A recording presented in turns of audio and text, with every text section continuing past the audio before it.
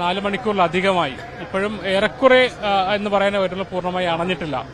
ചില പരിമിതികളും ചില ചോദ്യങ്ങളും ഉയർത്തുന്നില്ലേ?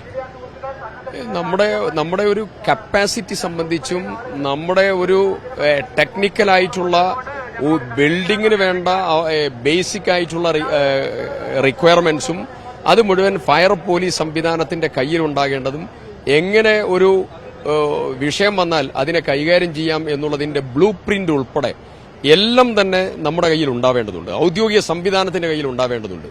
നിർഭാഗ്യവശാൽ ഈ വിഷയം നടന്നിട്ട് ഇപ്പൊ 4 മണിക്കൂർ കഴിഞ്ഞു. ഇതുണ്ടായിട്ടുള്ളത് കോഴിക്കോട് നഗരഹൃദയത്തിലാണ്.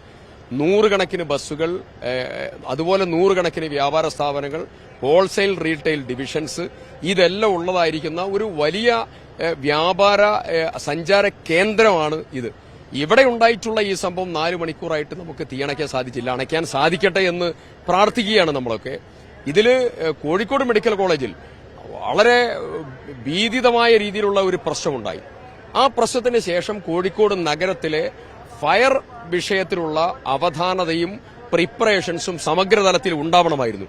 അതിൽ ഒരു നടപടി ഉണ്ടായില്ല. മാത്രമല്ല, കഴിഞ്ഞ 10-30 കൊല്ലക്കാലമായി കോഴിക്കോട് നഗരത്തിലെ സ്ട്രെങ്ത് കൂട്ടിയിട്ടില്ല, ഫയറിന്റെ സ്ട്രെങ്ത് കൂട്ടിയിട്ടില്ല. 4 ഫയർ സ്റ്റേഷന്റെ പ്രപ്പോസൽ ഇപ്പോഴും പെൻഡിംഗ് ആണ്. പാളയം ഉൾപ്പെടെ, ഹൈലൈറ്റ് ഉൾപ്പെടെ, പിന്നെ ഏലത്തൂർ ഉൾപ്പെടെയുള്ള വിവിധ പ്രപ്പോസൽസ് ഒക്കെ പെൻഡിംഗ് ആണ്. ബീച്ചിൽ 4 ഫയർ സ്റ്റേഷന്റെ യൂണിറ്റും ആംബുലൻസും ജീപ്പ് സർവീസും ഉൾപ്പെടെ ഉണ്ടായിരുന്നു. അതെല്ലാം സിംഗിൾ യൂണിറ്റായി മാറി.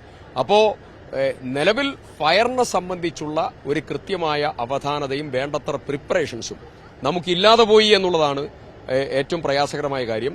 ഇപ്പോ തീ പൂർണ്ണമായും അണയ്ക്കാൻ എന്തൊക്കെ ചെയ്യേണ്ടതുണ്ടോ അതിനുള്ള പിൻബലം നമ്മൾ എല്ലാവരും കൊടുക്കുകയാണ്.